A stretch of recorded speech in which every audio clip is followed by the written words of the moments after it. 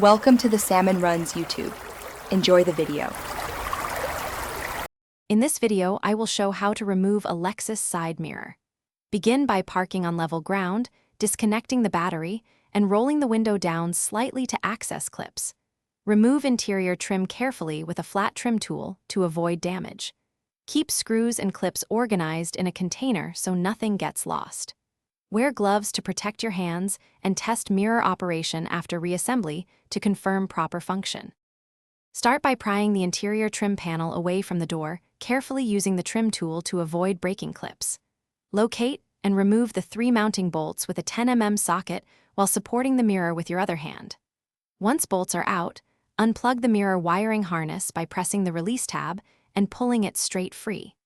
Keep bolts and clips labeled and organized so reinstallation is quick and accurate for proper alignment.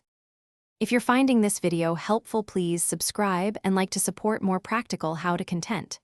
Quick recommendation: life's too short for cheap socks. Go darn tough with a lifetime warranty for comfort while you wrench on cars. I wear them during long projects and they really cut down on distractions. Check the description for the link and other deals, and thanks for the support. Now let's get back to the video.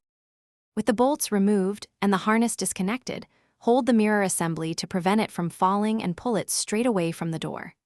Inspect the mounting studs and the mirror base for any damaged clips, rust, or paint chips that might affect fit.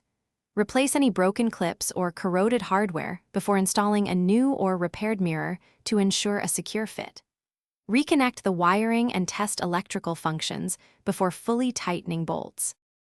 Thanks for watching. Consider subscribing if we helped you.